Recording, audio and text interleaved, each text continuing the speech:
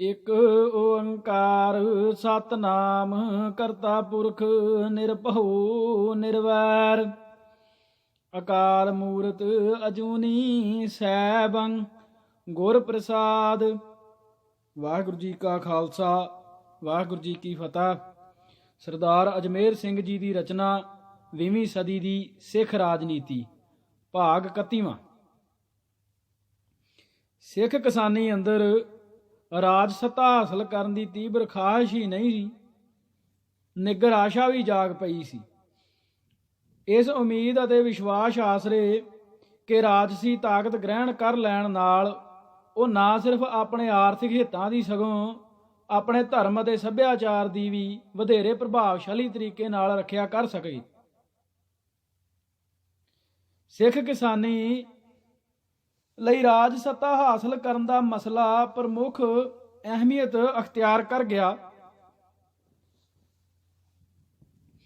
ਇਸ ਪੱਖ ਨੇ ਉਸ ਦੀ ਰਾਜਨੀਤਿਕ ਸੋਚਣੀ ਅਤੇ ਵਿਹਾਰ ਨੂੰ ਨਿਰਣਾਇਕ ਰੂਪ ਵਿੱਚ ਪ੍ਰਭਾਵਿਤ ਕਰਨਾ ਸ਼ੁਰੂ ਕਰ ਦਿੱਤਾ।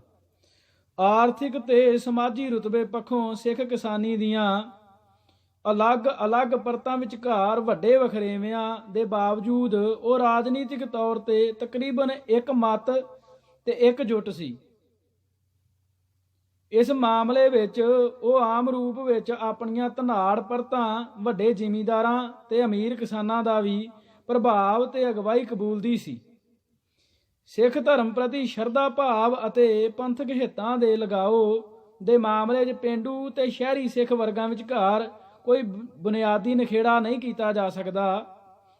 ਧਰਮ ਦੇ ਪੱਖ ਤੋਂ ਦੇਖਿਆ ਦੋਨਾਂ ਦੇ ਹਿੱਤ ਤੇ ਸਰੋਕਾਰ ਸਾਂਝੇ ਹਨ, ਪਰ ਭਾਰਤ ਦੀ ਆਜ਼ਾਦੀ ਤੋਂ ਬਾਅਦ ਚੌਤਰਫੇ ਵਿਰੋਧੀ ਆਲੇ ਦੁਆਲੇ ਵਿੱਚ ਘਿਰਿਆ ਸ਼ਹਿਰੀ ਸਿੱਖ ਤਬਕਾ ਵਧੇਰੇ ਖਤਰੇ ਮੂੰਹ ਆਇਆ ਮਹਿਸੂਸ ਕਰਦਾ ਸੀ।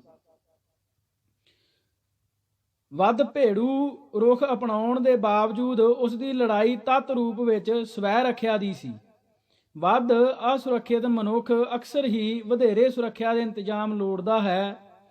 ਸ਼ਹਿਰੀ ਸਿੱਖ ਵਰਗ ਵੀ ਕੁਝ ਅਜਿਹੀ ਹੀ ਮਨੋ ਅਵਸਥਾ ਚੋਂ ਵੱਧ ਤਿੱਖੀਆਂ ਮੰਗਾਂ, ਤੇਜ਼ ਧਾਰ ਪੋਜੀਸ਼ਨਾਂ ਅਤੇ ਗਰਮ ਮਿਜਾਜ ਪੈਂਤਣਿਆਂ ਵੱਲ ਕੀਲਿਆ ਜਾ ਰਿਹਾ ਸੀ। ਇਸ ਦੀ ਤੁਲਨਾ ਵਿੱਚ ਪੇਂਡੂ ਸਿੱਖ ਵਰਗ ਪੰਥ ਨੂੰ ਆਮ ਰੂਪ ਵਿੱਚ ਦਰਪੇਸ਼ ਮੁਸ਼ਕਲਾਂ, ਖਤਰਿਆਂ ਤੇ ਚੁਣੌਤੀਆਂ ਪ੍ਰਤੀ ਬਰਾਬਰ ਜਾਗਰੂਕ ਅਤੇ ਚਿੰਤਾਵਾਨ ਹੁੰਦਾ ਹੋਇਆ ਵੀ ਆਪਣੇ ਸ਼ਹਿਰੀ ਅੰਗ ਵਾਂਗ ਇੰਨਾ ਘਿਰਿਆ ਹੋਇਆ ਮਹਿਸੂਸ ਨਹੀਂ ਸੀ ਕਰਦਾ। ਉਸ ਲਈ ਕਾਇਮ ਮੁਕਾਮ ਵਿਵਸਥਾ ਉਨੀ ਦਮ ਘੋਟੂ ਅਤੇ ਵਿਸ਼ਾਦਮਈ ਨਹੀਂ ਸੀ ਜਿੰਨੀ ਵਿਰੋਧੀ ਮਾਹੌਲ ਵਿੱਚ ਘਿਰੇ ਸਿੱਖ ਪੰਥ ਦੇ ਸ਼ਹਿਰੀ ਹਿੱਸੇ ਮਹਿਸੂਸ ਕਰਦੇ ਸਨ। ਕਿਸਾਨੀ ਅੰਦਰਲੇ ਧਨਾੜ ਤੱਤਾਂ ਨੂੰ ਤਾਂ ਆਰਥਿਕ ਅਤੇ ਰਾਜਨੀਤਿਕ ਦ੍ਰਿਸ਼ਟੀ ਤੋਂ ਭਵਿੱਖ ਕਿਤੇ ਪੁਰ ਉਮੀਦ ਤੇ ਪੁਰ ਰੋਸ਼ਨ ਦਿਖਦਾ ਸੀ। ਇਸ ਕਰਕੇ ਧਨਾੜ ਸਿੱਖ ਕਿਸਾਨੀ ਦਾ ਰਾਜਸੀ ਰਵੱਈਆ ਸ਼ਹਿਰੀ ਸਿੱਖ ਹਲਕਿਆਂ ਨਾਲੋਂ ਕਾਫੀ ਅਲੱਗ ਸੀ। ਮਾਸਟਰ ਤਾਰਾ ਸਿੰਘ ਦੀ ਤੁਲਨਾ ਵਿੱਚ ਸੰਤ ਫਤਿਹ ਸਿੰਘ ਦੀ ਰਾਜਸੀ ਵਿਚਾਰਧਾਰਾ ਇਸ ਕਿਸਾਨ ਵਰਗ ਦੇ ਸੁਭਾਅ ਅਤੇ ਹਿੱਤਾਂ ਦੇ ਕਿਤੇ ਵੱਧ ਅਨੁਕੂਲ ਸੀ। ਇਸ ਵਜ੍ਹਾ ਕਰਕੇ ਸ਼੍ਰੋਮਣੀ ਅਕਾਲੀ ਦਲ ਅੰਦਰ ਪਈ ਦੁਫਾੜ ਮੌਕੇ ਸਿੱਖ ਕਿਸਾਨ ਵਰਗ ਨੇ ਲਗਭਗ ਸਮੂਹਕ ਪੱਧਰ ਤੇ ਹੀ ਮਾਸਟਰ ਤਾਰਾ ਸਿੰਘ ਦੀ ਰਾਜਨੀਤਿਕ ਵਿਚਾਰਧਾਰਾ ਅਤੇ ਲੀਡਰਸ਼ਿਪ ਨੂੰ ਠੁਕਰਾ ਕੇ ਸੰਤ ਫਤਿਹ ਸਿੰਘ ਦੀ ਲੀਡਰਸ਼ਿਪ ਅਤੇ ਵਿਚਾਰਧਾਰਾ ਦੇ ਪੱਖ ਵਿੱਚ ਆਪਣਾ ਫਤਵਾ ਦੇ ਦਿੱਤਾ ਸੀ। ਸਿੱਖ ਕਿਸਾਨੀ ਦੀਆਂ ਅਮੀਰ ਪਰਤਾਂ ਪੰਜਾਬੀ ਸੂਬੇ ਦੀ ਮੰਗ ਨਾਲੋਂ ਵਧਵੀਂ ਗੱਲ ਕਰਨ ਲਈ ਤਿਆਰ ਨਹੀਂ ਸਨ। ਕਾਰਨ ਇਹ ਕਿ ਉਹ ਪੰਜਾਬੀ ਸੂਬੇ ਦੀ ਵਿਵਸਥਾ ਹੇਠ ਹੀ ਆਪਣੇ ਹਿੱਤਾਂ ਦੀ ਪੂਰਤੀ ਬਾਰੇ ਆਸਵੰਦ ਸਨ। ਸਿੱਖ ਕਿਸਾਨੀ ਦੀਆਂ ਧਨਾੜ ਪਰਤਾਂ ਪੰਥ ਦੇ ਸਮੂਹਕ ਹਿੱਤਾਂ ਨੂੰ ਵੀ ਜ਼ਿਆਦਾ ਕਰਕੇ ਆਪਣੇ ਵਰਗ ਹਿੱਤਾਂ ਦੇ ਦ੍ਰਿਸ਼ਟੀਕੋਣ ਤੋਂ ਹੀ ਦੇਖਦੀਆਂ ਸਨ। ਕਿਸਾਨੀ ਦੀਆਂ ਦਰਮਿਆਨੀਆਂ ਤੇ ਗਰੀਬ ਪਰਤਾਂ ਵੀ ਅਮੀਰ ਕਿਸਾਨ ਵਰਗ ਦੇ ਵਿਚਾਰਧਾਰਕ ਪ੍ਰਭਾਵ ਹੇਠ ਹੋਣ ਕਰਕੇ ਲਗਭਗ ਉਸ ਵਾਂਗੂ ਹੀ ਸੋਚਦੀਆਂ ਸਨ। ਇੱਕ ਤਾਂ ਹਰ ਇਨਕਲਾਬ ਦੀ ਆਮਦ ਨੇ ਸਿੱਖ ਕਿਸਾਨੀ ਅੰਦਰ ਤਰੱਕੀ ਅਤੇ ਖੁਸ਼ਹਾਲੀ ਦੀਆਂ ਲੁਭਾਉਣੀਆਂ ਉਮੀਦਾਂ ਜਗਾ ਦਿੱਤੀਆਂ ਸਨ। ਦੂਜਾ ਪੰਜਾਬੀ ਸੂਬੇ ਦੀ ਸਥਾਪਨਾ ਨਾਲ ਉਸ ਨੂੰ ਸੂਬਾਈ ਪੱਧਰ ਤੇ ਰਾਜਸੀ ਤਾਕਤ ਉੱਤੇ ਕਾਬਜ਼ ਹੋ ਜਾਣ ਦੀਆਂ ਉੱਜਲ ਸੰਭਾਵਨਾਵਾਂ ਨਜ਼ਰ ਆਉਣ ਲੱਗ ਪਈਆਂ ਸਨ। ਇਸ ਕਰਕੇ ਉਸ ਨੂੰ ਪੰਜਾਬੀ ਸੂਬੇ ਨਾਲੋਂ ਕਿਸੇ ਵੱਖਰੀ ਜਾਂ ਵਧਵੀਂ ਮੰਗ ਦੀ ਕੋਈ ਤੁਕ ਅਤੇ ਸਾਰਥਿਕਤਾ ਨਜ਼ਰ ਨਹੀਂ ਸੀ ਆਉਂਦੀ। ਫਰਵਰੀ 1967 ਵਿੱਚ ਹੋਈਆਂ ਚੌਥੀਆਂ ਆਮ ਚੋਣਾਂ ਦੌਰਾਨ ਪੇਂਡੂ ਤੇ ਸ਼ਹਿਰੀ ਸਿੱਖ ਵਰਗਾਂ ਦੀ ਰਾਜਨੀਤਿਕ ਸੋਚ ਅਤੇ ਵਤੀਰੇ ਅੰਦਰ ਇਹ ਵਖਰੇਵਾਂ ਪ੍ਰਤੱਖ ਰੂਪ ਵਿੱਚ ਪ੍ਰਗਟ ਹੋ ਗਿਆ। ਅਕਾਲੀ ਦਲ ਦੇ ਦੋਨੋਂ ਗੁੱਟਾਂ ਨੇ ਇਹਨਾਂ ਚੋਣਾਂ ਦੌਰਾਨ ਸਿੱਖ ਜਗਤ ਸਾਹਮਣੇ ਆਪਣੇ ਅਲੱਗ-ਅਲੱਗ ਰਾਜਨੀਤਿਕ ਪ੍ਰੋਗਰਾਮ ਪੇਸ਼ ਕੀਤੇ। ਸੰਤ ਅਕਾਲੀ ਦਲ ਨੇ ਭਾਰਤੀ ਹਾਕਮਾਂ ਦੁਆਰਾ ਪੰਜਾਬੀ ਸੂਬਾ ਬਣਾਉਣ ਦੇ ਮੌਕੇ ਪੰਜਾਬ ਨਾਲ ਕੀਤੀ ਸ਼ਰੀਹਣ ਬੇਇਨਸਾਫੀ ਤੇ ਵਿਤਕਰੇਬਾਜ਼ੀ ਨੂੰ ਮੁੱਖ ਮੁੱਦਾ ਬਣਾਉਂਦਿਆਂ ਹੋਇਆਂ ਆਪਣੀ ਸੈਕੂਲਰ ਦਿੱਖ ਉਭਾਰਨ ਦੇ ਉਚੇਚੇ ਯਤਨ ਕੀਤੇ। ਇਸ ਦੇ ਮੁਕਾਬਲੇ ਮਾਸਟਰ ਅਕਾਲੀ ਦਲ ਨੇ ਭਾਰਤੀ ਗਣਰਾਜ ਦੇ ਅੰਦਰ ਸਿੱਖਾਂ ਦੀਆਂ ਖੁਦ ਮੁਖਤਿਆਰ ਦਰਜੇ ਦੀ ਮੰਗ ਕਰਦਿਆਂ ਹੋਇਆਂ ਪੰਥਕ ਜਜ਼ਬੇ ਨੂੰ ਉਭਾਰਨ ਦਾ ਪੈਂਤੜਾ ਜਮਾਇਆ। ਅਕਾਲੀ ਦਲ ਦੇ ਦੋ ਵਿਰੋਧੀ ਗੁੱਟਾਂ ਦੁਆਰਾ ਸਿੱਖ ਜਗਤ ਸਾਹਮਣੇ ਆਪਣੇ ਅਲੱਗ-ਅਲੱਗ ਪ੍ਰੋਗਰਾਮਾਂ ਨੂੰ ਨਿਖਰਵੇਂ ਰੂਪ ਵਿੱਚ ਪੇਸ਼ ਕਰਨ ਅਤੇ ਇਸ ਉੱਤੇ ਸਿੱਖ ਕੌਮ ਦਾ ਫਤਵਾ ਹਾਸਲ ਕਰਨ ਦਾ ਇਹ ਪਹਿਲਾ ਮੌਕਾ ਸੀ। ਹੋਇਆ ਇਹ ਕਿ ਸਿੱਖ ਪੰਥ ਨੇ ਮਾਸਟਰ ਅਕਾਲੀ ਦਲ ਦੇ ਰਾਜਨੀਤਿਕ ਪੈਂਤੜੇ ਨੂੰ ਭਾਰੀ ਬਹੁਸੰਮਤੀ ਨਾਲ ਠੁਕਰਾ ਦਿੱਤਾ ਅਤੇ ਸੰਤ ਅਕਾਲੀ ਦਲ ਦੇ ਉਮੀਦਵਾਰਾਂ ਦੇ ਪੱਖ ਵਿੱਚ ਵੋਟਾਂ ਦੇ ਕੇ ਆਪਣੇ ਰਾਜਨੀਤਿਕ ਰੌਂ ਦਾ ਪ੍ਰਤੱਖ ਰੂਪ ਵਿੱਚ ਪ੍ਰਗਟਾਵਾ ਕਰ ਦਿੱਤਾ। ਅਸੈਂਬਲੀ ਚੋਣਾਂ ਅੰਦਰ ਸੰਤ ਅਕਾਲੀ ਦਲ ਨੇ ਆਪਣੇ 24 ਉਮੀਦਵਾਰਾਂ ਦੇ ਮੁਕਾਬਲੇ ਮਾਸਟਰ ਧੜੇ ਦੇ ਸਿਰਫ 2 ਉਮੀਦਵਾਰਾਂ ਨੂੰ ਹੀ ਜੇਤੂ ਹੋਣ ਦਿੱਤਾ।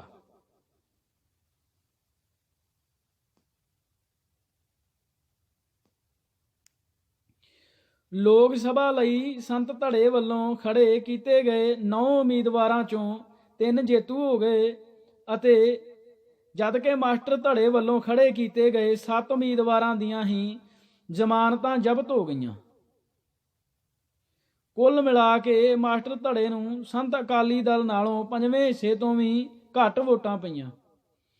1962 ਵਿੱਚ ਲੁਧਿਆਣਾ ਲੋਕ ਸਭਾ ਹਲਕੇ ਤੋਂ ਕਾਂਗਰਸੀ ਉਮੀਦਵਾਰ ਨੂੰ ਕਰਾਰੀ ਹਾਰ ਦੇ ਕੇ ਜੇਤੂ ਹੋਏ ਸਰਦਾਰ ਕਪੂਰ ਸਿੰਘ 1967 ਵਿੱਚ ਮਾਸਟਰ ਅਕਾਲੀ ਦਲ ਦੇ ਉਮੀਦਵਾਰ ਵਜੋਂ ਆਪਣੀ ਜ਼ਮਾਨਤ ਵੀ ਨਾ ਬਚਾ ਸਕੇ। ਅਹਿਮ ਗੱਲ ਇਹ ਕਿ ਮਾਸਟਰ ਅਕਾਲੀ ਦਲ ਨੂੰ ਜੋ ਵੋਟਾਂ ਪਈਆਂ ਉਹ ਜ਼ਿਆਦਾ ਕਰਕੇ ਸ਼ਹਿਰੀ ਖੇਤਰਾਂ ਵਿੱਚ ਹੀ ਪਈਆਂ। ਪੇਂਡੂ ਸਿੱਖ ਵਰਗ ਨੇ ਲਗਭਗ ਸਮੂਹਕ ਪੱਧਰ ਤੇ ਹੀ ਮਾਸਟਰ ਧੜੇ ਨੂੰ ਠੁਕਰਾ ਕੇ ਸੰਤ ਅਕਾਲੀ ਦਲ ਦੇ ਪੱਖ ਵਿੱਚ ਨਿਰਣਾ ਦੇ ਦਿੱਤਾ ਹੈ। ਇਹ ਸਿੱਖ ਰਾਜਨੀਤੀ ਦੇ ਖੇਤਰ ਅੰਦਰ ਵਾਪਰਿਆ ਇੱਕ ਬਹੁਤ ਹੀ ਮਹੱਤਵਪੂਰਨ ਤੇ ਭਾਵਪੂਰਨ ਘਟਨਾ ਚੱਕਰ ਸੀ, ਜੋ ਨਾ ਤਾਂ ਇਤਫਾਕੀਆ ਸੀ ਅਤੇ ਨਾ ਹੀ ਦਿਹਾੜੀ ਡੰਗ ਦੀ ਗੱਲ। ਇਹ ਵਰਤਾਰਾ ਕੁਝ ਨਿਸ਼ਚਿਤ ਕਾਰਨਾਂ ਦੀ ਉਪਜ ਸੀ, ਜਿਸ ਨੇ ਅਗਲੇ ਕੁਝ ਦਹਾਕਿਆਂ ਲਈ ਸਿੱਖ ਰਾਜਨੀਤੀ ਦੀ ਦਿਸ਼ਾ ਅਤੇ ਦਸ਼ਾ ਨਿਰਧਾਰਤ ਕਰਨੀ ਸੀ। ਸਿਰਲੇਖ ਹਰਾ ਇਨਕਲਾਬ, ਆਰਥਿਕ ਖੁਸ਼ਹਾਲੀ ਤੇ ਸੱਭਿਆਚਾਰਕ ਨਿਘਾਰ। ਮਾਸਟਰ ਤਾਰਾ ਸਿੰਘ, ਜੋ ਕਿ ਲਗਭਗ 4 ਦਹਾਕਿਆਂ ਤੋਂ ਪੰਥ ਦੇ ਸਿਰਮੌਰ ਆਗੂ ਬਣੇ ਤੁਰੇ ਆ ਰਹੇ ਸਨ, ਦਾ ਸਿੱਖ ਰਾਜਨੀਤੀ ਅੰਦਰ ਇਸ ਕਦਰ ਦਰਕਿਨਾਰ ਹੋ ਜਾਣਾ ਅਤੇ ਸੰਤ ਫਤਿਹ ਸਿੰਘ ਦਾ ਸਿੱਖਾਂ ਦੇ ਨਵੇਂ ਪ੍ਰਭਾਵਸ਼ਾਲੀ ਆਗੂ ਵਜੋਂ ਉੱਭਰ ਆਉਣਾ ਮਹਿਜ ਇੱਕ ਆਗੂ ਦੇ ਪਤਨ ਤੇ ਦੂਜੇ ਦੇ ਉਭਾਰ ਦਾ ਹੀ ਮਸਲਾ ਨਹੀਂ। ਇਸ ਘਟਨਾਕ੍ਰਮ ਚੋਂ 2 ਪ੍ਰਤੱਖ ਰੁਝਾਨ ਰੂਪਮਾਨ ਹੁੰਦੇ ਸਨ। ਇੱਕ ਤਾਂ ਇਹ ਕਿ ਵਰਗ ਦ੍ਰਿਸ਼ਟੀਕੋਣ ਤੋਂ ਦੇਖਿਆ ਇਸ ਤਬਦੀਲੀ ਨਾਲ ਸਿੱਖ ਰਾਜਨੀਤੀ ਦੇ ਧੁਰੇ ਦਾ ਠਿਕਾਣਾ ਹੀ ਬਦਲ ਗਿਆ ਸੀ ਅਤੇ ਅਕਾਲੀ ਸਿਆਸਤ ਦੀ ਵਾਗਡੋਰ ਨਿਸ਼ਚਿਤ ਰੂਪ ਵਿੱਚ ਇੱਕ ਬਦਲਵੇਂ ਸਮਾਜੀ ਵਰਗ ਦੇ ਹੱਥਾਂ ਵਿੱਚ ਚਲੀ ਗਈ ਸੀ।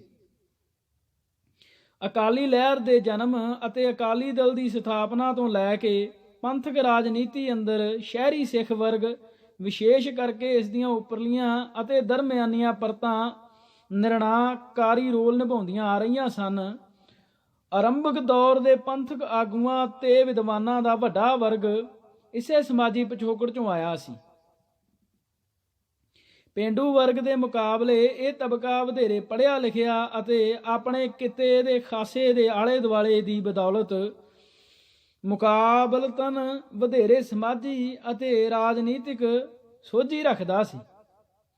ਇਸ ਕਰਕੇ ਸੁਭਾਵਿਕ ਰੂਪ ਵਿੱਚ ਹੀ ਇਹ ਵਰਗ ਪੰਥਕ ਮਾਮਲਿਆਂ ਵਿੱਚ ਵਧੇਰੇ ਸਰਗਰਮ ਭੂਮਿਕਾ ਨਿਭਾਉਂਦਾ ਸੀ ਅਤੇ ਸਿੱਖ ਸੰਸਥਾਵਾਂ ਅੰਦਰ ਭਾਰੂ ਹੈਸੀਅਤ ਰੱਖਦਾ ਸੀ। ਪਰ ਪੰਜਾਬ ਦਾ ਸਿੱਖ ਕਿਸਾਨ ਆਰਥਿਕ ਤੇ ਸਮਾਜਿਕ ਤੌਰ ਤੇ ਮੁਕਾਬਲਤਨ ਪਛੜਿਆ ਹੋਣ ਦੇ ਬਾਵਜੂਦ ਆਪਣੇ ਅਮੀਰ ਇਨਕਲਾਬੀ ਵਿਰਸੇ ਦੀ ਬਦੌਲਤ ਰਾਜਨੀਤਿਕ ਸੰਘਰਸ਼ਾਂ ਵਿੱਚ ਹਮੇਸ਼ਾ ਹੀ ਉੱਭਰਵੀਂ ਭੂਮਿਕਾ ਨਿਭਾਉਂਦਾ ਆਇਆ ਹੈ।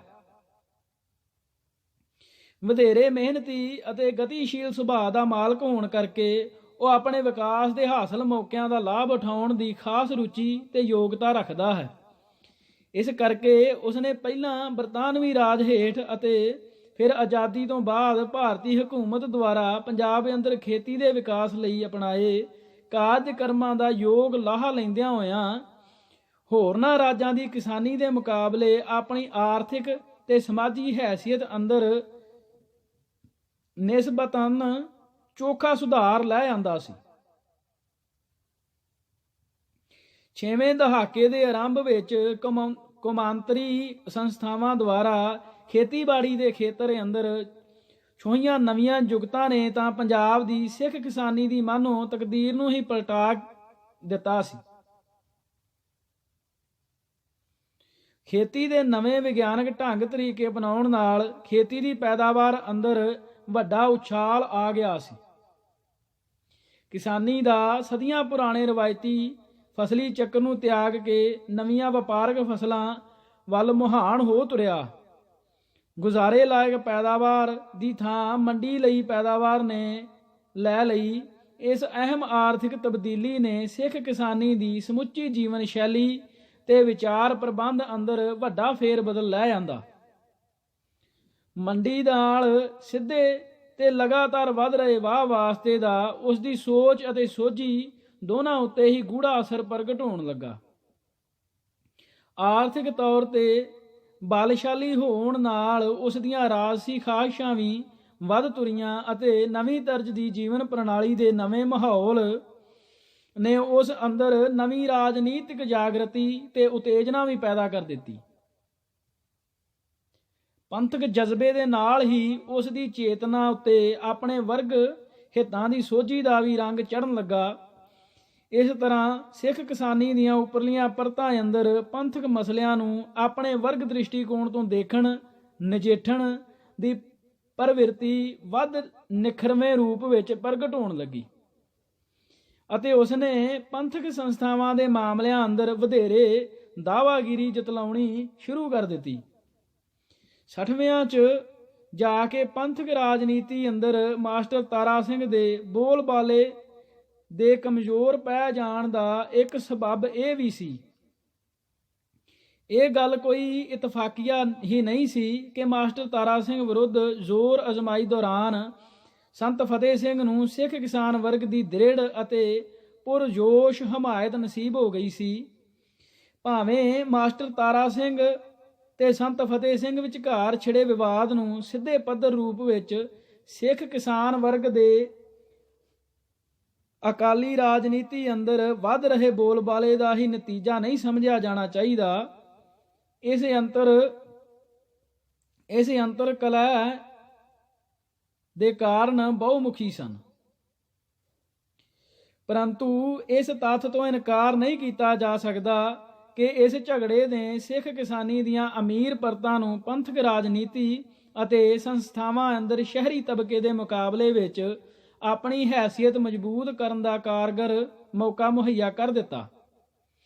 ਇਸ ਪੇਂਡੂ ਧਨਾੜ ਲਾਬੀ ਨੇ ਸਿੱਖ ਰਾਜਨੀਤੀ ਅਤੇ ਸੰਸਥਾਵਾਂ ਅੰਦਰ ਜਿੰਨੀ ਫੁਰਤੀ ਤੇ ਆਸਾਨੀ ਨਾਲ ਆਪਣੀ ਸਰਦਾਰੀ ਸਥਾਪਿਤ ਕਰ ਲਈ, ਇਸ ਦਾ ਕਿਸੇ ਨੂੰ ਵੀ ਪੂਰਵ ਅਨੁਮਾਨ ਨਹੀਂ ਸੀ। ਖੈਰ, ਜਿਵੇਂ ਵੀ ਹੋਇਆ, ਮਾਸਟਰ ਤਾਰਾ ਸਿੰਘ ਦੇ ਸੰਤ ਫਤਿਹ ਸਿੰਘ ਹੱਥੋਂ ਸ਼ਿਕਸਤ ਖਾ ਜਾਣ ਨਾਲ ਸਿੱਖ ਰਾਜਨੀਤੀ ਦਾ ਕੇਂਦਰ ਨਿਸ਼ਚਿਤ ਤੌਰ ਤੇ ਪੇਂਡੂ ਖੇਤਰ ਵੱਲ ਤਬਦੀਲ ਹੋ ਗਿਆ ਅਤੇ ਪੰਥਕ ਰਾਜਨੀਤੀ ਦੇ ਚੱਲਣ ਅਤੇ ਨਕਸ਼ ਮੁਹਾਂਦਰੇ ਅੰਦਰ ਇੱਕ ਪ੍ਰਤੱਖ ਅਤੇ ਚਿਰ ਸਥਾਈ ਬਦਲਾਅ ਸਾਹਮਣੇ ਆਇਆ। ਦੂਜਾ, 1967 ਦੀਆਂ ਚੋਣਾਂ ਦੇ ਨਤੀਜਿਆਂ ਤੋਂ ਇਹ ਗੱਲ ਪ੍ਰਤੱਖ ਹੋ ਗਈ ਸੀ ਕਿ ਪੰਥ ਦੇ ਵੱਡੇ ਹਿੱਸੇ ਸਿੱਖ ਕੌਮ ਨੂੰ ਦਰਪੇਸ਼ ਸਮੱਸਿਆਵਾਂ ਤੇ ਖਤਰਿਆਂ ਬਾਰੇ ਮਾਸਟਰ ਤਾਰਾ ਸਿੰਘ ਦੀ ਸਮਝ ਅਤੇ ਧਾਰਨਾ ਨੂੰ ਕਬੂਲਣ ਦੇ ਉੱਕਾ ਹੀ ਰੌਂ ਵਿੱਚ ਨਹੀਂ ਸਨ। ਮਾਸਟਰ ਤਾਰਾ ਸਿੰਘ ਤੇ ਉਹਨਾਂ ਦੇ ਹਮਖਿਆਲੀ ਆਜ਼ਾਦ ਭਾਰਤ ਅੰਦਰ ਹੰਢਾਏ ਕੌੜੇ ਅਨੁਭਵ ਤੋਂ ਬਾਅਦ ਇਸ ਨਿਸ਼ਚਿਤ ਨਿਰਣੇ ਤੇ ਅਪੜ ਗਏ ਸਨ ਕਿ ਭਾਰਤ ਦੀ ਕਾਇਮ ਮੁਕਾਮ ਰਾਜਸੀ ਅਤੇ ਪ੍ਰਬੰਧਕੀ ਵਿਵਸਥਾ ਅੰਦਰ ਸਿੱਖ ਪੰਥ ਦੀ ਨਿਆਰੀ ਹਸਤੀ ਨੂੰ ਬਚਾ ਕੇ ਰੱਖ ਸਕਣਾ ਨਾ ਸਿਰਫ ਮੁਸ਼ਕਲ ਸਗੋਂ ਅਸੰਭਵ ਵਰਗੀ ਗੱਲ ਹੈ, ਕਿਉਂਕਿ ਜੋ ਹਿੰਦੂ ਆਗੂ ਸਿੱਖ ਧਰਮ ਨੂੰ ਹਿੰਦੂ ਮਤ ਦੀ ਹੀ ਇੱਕ ਵੰਨਗੀ ਸਮਝਣ ਦੀ ਧਾਰਨਾ ਉੱਤੇ ਅੜੇ ਹੋਏ ਸਨ ਅਤੇ ਉਹਨਾਂ ਦਾ ਸਾਰਾ ਤਾਣ ਸਿੱਖ ਪੰਥ ਦੀ ਨਿਆਰੀ ਹਸਤੀ ਨੂੰ ਮਲੀਆ ਮੇਟ ਕਰਕੇ ਹਿੰਦੂਵਾਦ ਦੇ ਖਾਰੇ ਸਮੁੰਦਰ ਅੰਦਰ ਜਜ਼ਬ ਕਰਨ ਉੱਤੇ ਲੱਗਾ ਹੋਇਆ ਸੀ। ਇਸ ਉਦੇਸ਼ ਦੀ ਪੂਰਤੀ ਲਈ ਉਹ ਦੋ ਕਿਸਮ ਦੇ ਪੈਂਤੜੇ ਅਖਤਿਆਰ ਕਰ ਰਹੇ ਸਨ। ਸਿੱਖ ਪੰਥ ਦੇ ਨਿਆਰੇਪਣ ਨੂੰ ਢਾਹ ਲਾਉਣ ਲਈ ਉਹ ਲੁਕਵੇਂ ਅਤੇ ਘੱਟ ਰੜਕਵੇਂ ਢੰਗ ਤਰੀਕੇ ਦੀ ਅਜ਼ਮਾ ਰਹੇ ਸਨ ਅਤੇ ਨਾਲ ਹੀ ਸਿੱਖ ਕੌਮ ਨੂੰ ਹਿੰਦੂ ਗਲਬੇ ਹੇਠ ਰੱਖਣ ਲਈ ਆਪਣੀ ਬਹੁ ਗਿਣਤੀ ਦੀ ਤਾਕਤ ਦਾ ਵੀ ਨੰਗਾ ਇਸਤੇਮਾਲ ਕਰ ਰਹੇ ਸਨ। ਮਾਸਟਰ ਤਾਰਾ ਸਿੰਘ ਅਤੇ ਉਹਨਾਂ ਦੇ ਸਾਥੀਆਂ ਦਾ ਸੋਚਣਾ ਸੀ ਕਿ ਅਜਿਹੀ ਹਾਲਤ ਦੇ ਸਨਮੁਖ ਸਿੱਖ ਪੰਥ ਦੀ ਨਿਆਰੀ ਹਸਤੀ ਨੂੰ ਬਚਾ ਕੇ ਰੱਖਣ ਅਤੇ ਸਿੱਖ ਕੌਮ ਦੇ ਸੁਤੰਤਰ ਵਿਕਾਸ ਨੂੰ ਯਕੀਨੀ ਬਣਾਉਣ ਲਈ ਪੰਜਾਬੀ ਸੂਬੇ ਦੀ ਸਥਾਪਨਾ ਨਾਲੋਂ ਅੱਗੇ ਵੱਧ ਕੇ ਸਿੱਖ ਕੌਮ ਦੀ ਖੁਦ ਮੁਖਤਿਆਰੀ ਦਰਜੇ ਦਾ ਬੰਦੋਬਸਤ ਜ਼ਰੂਰੀ ਹੈ। ਪਰ ਸਿੱਖ ਸਮਾਜ ਦੇ ਸਾਰੇ ਵਰਗ ਅਤੇ ਮੈਂਬਰ ਇਸ ਤਰ੍ਹਾਂ ਨਹੀਂ ਸਨ ਸੋਚਦੇ। ਅਸਲੀਅਤ ਤਾਂ ਇਹ ਸੀ ਕਿ ਪੰਥ ਦਾ ਇੱਕ ਨਿਗੂਣਾ ਹਿੱਸਾ ਹੀ ਇਹਨਾਂ ਵਿਚਾਰਾਂ ਤੇ ਭਾਵਨਾਵਾਂ ਦਾ ਸਾਂਝੀ ਸੀ। ਸੋਚ ਅਤੇ ਅਹਿਸਾਸਾਂ ਵਿਚਲੇ ਇਸ ਪਾੜੇ ਦੇ ਕਾਰਨ ਬੜੇ ਠੋਸ ਅਤੇ ਪ੍ਰਤੱਖ ਸਨ। ਬਾਵਜੂਦ ਇਸ ਤੱਥ ਦੇ ਕਿ ਸਿੱਖਾਂ ਨਾਲ ਭਾਰਤ ਅੰਦਰ ਹਰ ਖੇਤਰ ਵਿੱਚ ਦਰਿਆਤ ਵਰਤੀ ਜਾ ਰਹੀ ਹੈ, ਉਹਨਾਂ ਨੂੰ ਦੁਬੇਲ ਬਣਾ ਕੇ ਰੱਖਣ ਦੇ ਗਿਣੇ ਮਿੱਥੇ ਯਤਨ ਕੀਤੇ ਜਾ ਰਹੇ ਹਨ ਜਾਂ ਸਨ, ਜਿਸ ਨਾਲ ਸਿੱਖ ਭਾਈਚਾਰੇ ਅੰਦਰ ਆਮ ਰੂਪ ਵਿੱਚ ਬੇਚੈਨੀ ਤੇ ਰੋਸ ਪੈਦਾ ਹੋ ਰਿਹਾ ਸੀ। ਭਾਰਤੀ ਰਾਜ ਹੇਠ ਸਿੱਖਾਂ ਦੇ ਸਾਰੇ ਹੀ ਵਰਗਾਂ ਲਈ ਵਿਕਾਸ ਦੀਆਂ ਸੰਭਾਵਨਾਵਾਂ ਦੇ ਮੁਕੰਮਲ ਰੂਪ 'ਚ ਠੱਪ ਹੋ ਜਾਣ ਵਾਲੀ ਕੋਈ ਗੱਲ ਨਹੀਂ ਸੀ।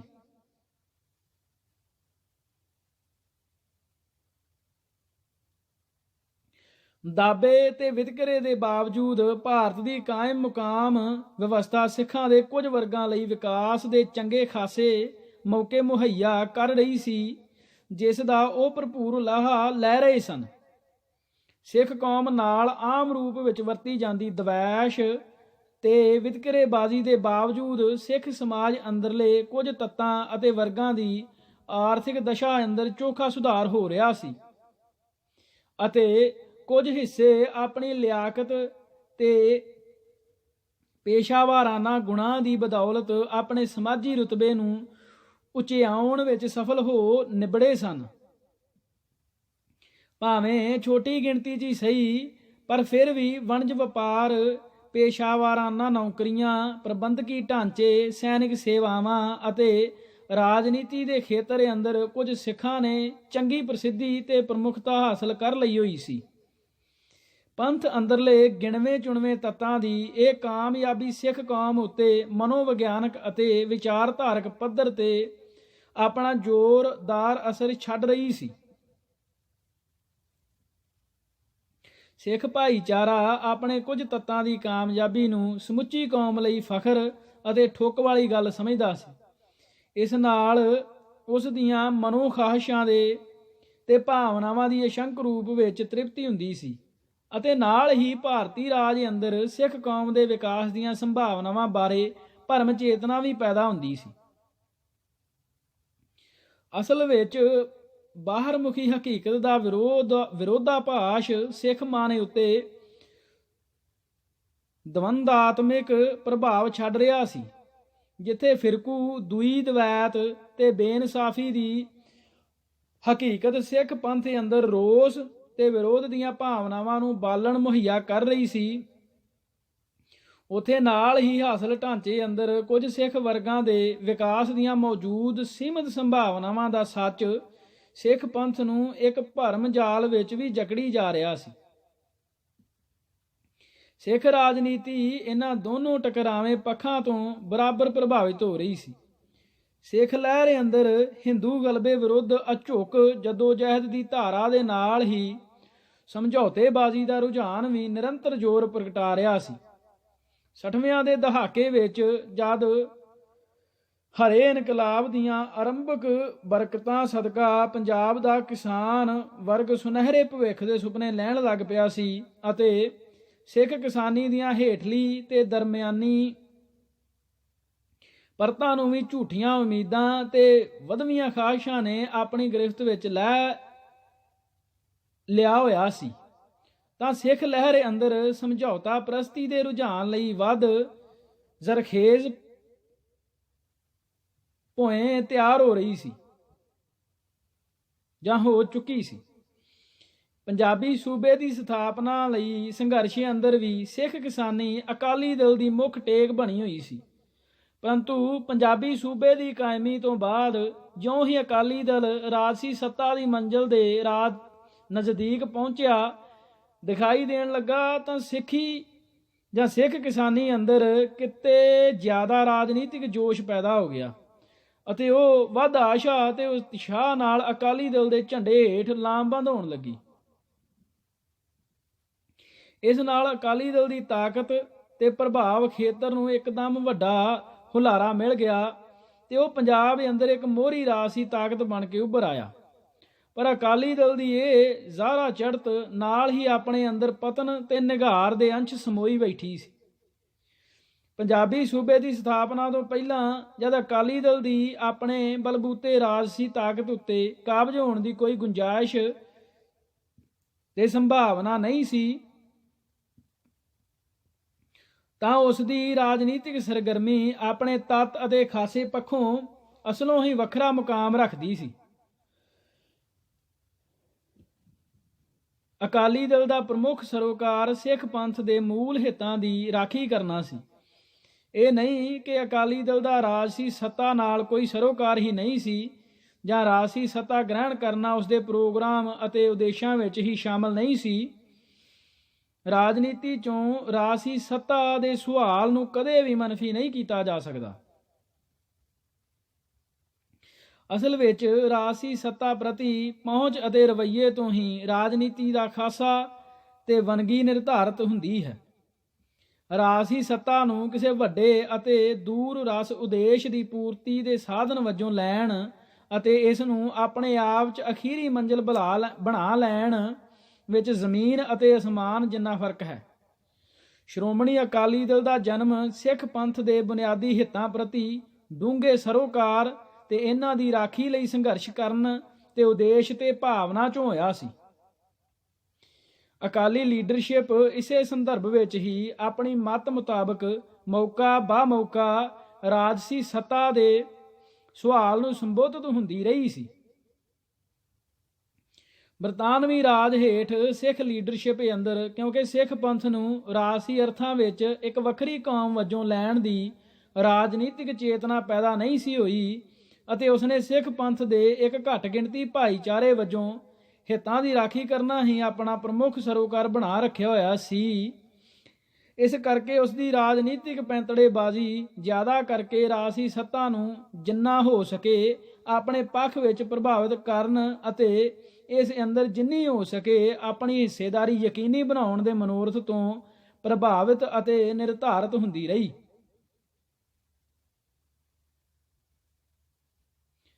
ਭਾਰਤ ਦੀ ਆਜ਼ਾਦੀ ਤੋਂ ਬਾਅਦ ਇੱਕ ਤਾਂ ਭਾਰਤੀ ਹਾਕਮਾਂ ਦੀਆਂ ਫਿਰਕੂ ਅਤੇ ਵਿਤਕਰੇਬਾਜ਼ ਨੀਤੀਆਂ ਤੋਂ ਤੰਗ ਆ ਕੇ ਅਤੇ ਦੂਜਾ ਹਿੰਦੂਆਂ ਅਤੇ ਮੁਸਲਮਾਨਾਂ ਵੱਲੋਂ ਆਪੋ ਆਪਣੇ ਆਜ਼ਾਦ ਰਾਜ ਹਾਸਲ ਕਰ ਲੈਣ ਦੀ ਰਾਜਸੀ ਖੱਟੀ ਵੱਲ ਵੇਖਦਿਆਂ ਹੋਇਆਂ ਸਿੱਖ ਲੀਡਰਸ਼ਿਪ ਦੇ ਇੱਕ ਵਰਗੇ ਅੰਦਰ ਸਿੱਖ ਕੌਮ ਦੀ ਰਾਜਨੀਤਿਕ ਆਜ਼ਾਦੀ ਦਾ ਵਿਚਾਰ ਅਤੇ ਜਜ਼ਬਾ ਜ਼ੋਰ ਫੜਨ ਲੱਗਾ, ਜਿਹੜਾ ਕਿ ਕਦੇ ਤਾਂ ਪੰਜਾਬੀ ਬੋਲੀ ਦੇ ਆਧਾਰ ਤੇ ਪੰਜਾਬੀ ਸੂਬੇ ਦੀ ਮੰਗ ਵਿੱਚ ਹੀ ਭਾਰੂ ਸਿੱਖ ਵਸੋਂ ਵਾਲੇ ਰਾਜ ਦਾ ਤੋਪਾ ਭਰਨ ਅਤੇ ਕਦੇ ਸਿੱਖ ਹੋਮਲੈਂਡ ਜਾਂ ਸਿੱਖਾਂ ਦੀ ਖੁਦ ਮੁਖਤਿਆਰ ਦਰਜੇ ਦੀ ਮੰਗ ਕਰਨ ਦੇ ਰੂਪ ਵਿੱਚ ਪ੍ਰਗਟ ਹੁੰਦਾ ਰਿਹਾ।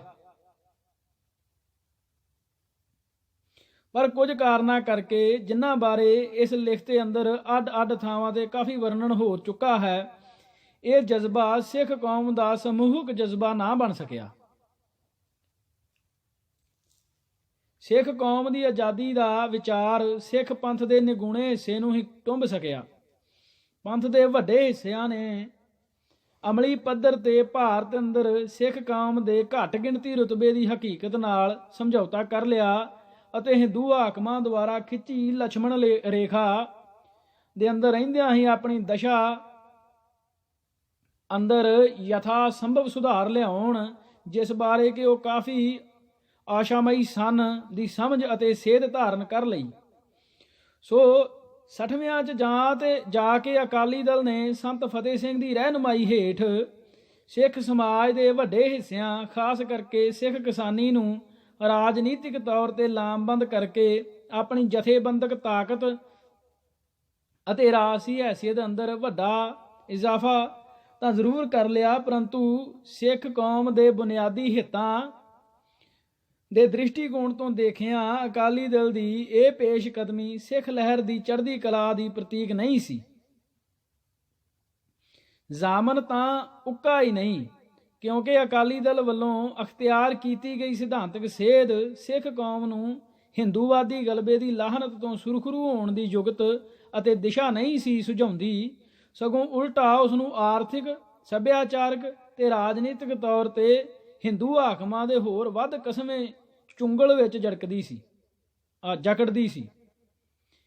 ਇਹੀ ਵਜ੍ਹਾ ਸੀ ਜਿਸ ਕਰਕੇ ਅਕਾਲੀ ਦਲ ਦੀ ਰਾਜਸੀ ਚੜ੍ਹਤ ਦਾ ਭੁਲੇਖਾ ਪਾਉਣ ਵਾਲਾ ਇਹ ਦਹਾਕਾ ਹਕੀਕਤ ਵਿੱਚ ਸਿੱਖ ਪੰਥ ਲਈ ਧਾਰਮਿਕ, ਸੱਭਿਆਚਾਰਕ ਤੇ ਰਾਜਨੀਤਿਕ ਖੇਤਰ ਅੰਦਰ ਵੱਡੀਆਂ ਪਛਾੜਾਂ, ਨਾਕਾਮੀਆਂ ਤੇ ਮਾਯੂਸੀਆਂ ਦਾ ਉਦਾਸ ਦੌਰ ਹੋ ਗੁਜ਼ਰਿਆ। ਸਿਰਲੇਖ ਨੈਤਿਕ ਖੋਰਾ। 60ਵਿਆਂ 'ਚ ਆ ਕੇ ਜਦ ਅਕਾਲੀ ਦਲ ਨੂੰ ਰਾਜਸੀ ਸੱਤਾ ਉੱਤੇ ਕਾਬਜ਼ ਹੋਣ ਦੇ ਮੌਕੇ ਜੁੜਨ ਲੱਗੇ ਤਾਂ ਨਾਲ ਹੀ ਇਸ ਦੇ ਕੁਝ ਨੈਤਿਕ ਗੁਣਾਂ ਨੂੰ ਢਾਹ ਲੱਗਣ ਦਾ ਅਮਲ ਵੀ ਤੇਜ਼ੀ ਫੜ ਗਿਆ। ਕੋਈ ਵੀ ਰਾਜਸੀ ਦਲ ਖੁਦਪ੍ਰਸਤ ਰੁਚੀਆਂ ਅਤੇ ਮੌਕਾ ਤਾੜੂ ਤੱਤਾਂ ਤੋਂ ਪੂਰਨ ਰੂਪ ਵਿੱਚ ਸੁਰਖਰੂ ਹੋਣ ਦਾ ਦਾਅਵਾ ਨਹੀਂ ਕਰ ਸਕਦਾ। ਆਦਰਸ਼ ਮੁਖੀ ਰਾਜਨੀਤੀ ਅਜਿਹੇ ਤੱਤਾਂ ਅਤੇ ਰੁਝਾਨਾਂ ਦੇ ਫੈਲਰਨ ਪਸਰਨ ਲਈ ਬਹੁਤਾ ਸਾਜ਼ਗਾਰ ਵਾਯੂਮੰਡਲ ਮੁਹੱਈਆ ਨਹੀਂ ਕਰਦੀ। ਇਸ ਕਰਕੇ ਅਜਿਹੇ ਦਲਾਂ ਅੰਦਰ ਸਵਾਰਥੀ ਤੱਤਾਂ ਦੀ ਰੂਹ ਨੂੰ ਪੂਰਾ ਚੈਨ ਨਹੀਂ ਮਿਲਦਾ ਅਤੇ ਉਹ ਸੰਬੰਧਿਤ ਦਲ ਦੇ ਤੇ ਉਸ ਦੀ ਰਾਜਨੀਤੀ ਨੂੰ ਆਪਣੇ ਹਿੱਤਾਂ ਅਨੁਸਾਰ ਢਾਲਣ ਤਰਾਸ਼ਣ ਲਈ ਨਿਰੰਤਰ ਯਤਨਸ਼ੀਲ ਰਹਿੰਦੇ ਹਨ।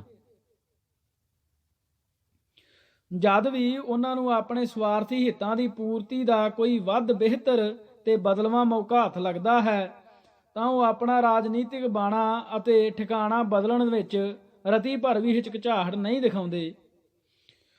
ਸ਼੍ਰੋਮਣੀ ਅਕਾਲੀ ਦਲ ਨੂੰ ਵੀ ਇਸ ਵਰਤਾਰੇ ਦਾ ਵਾਰ-ਵਾਰ ਸਾਹਮਣਾ ਕਰਨਾ ਪਿਆ।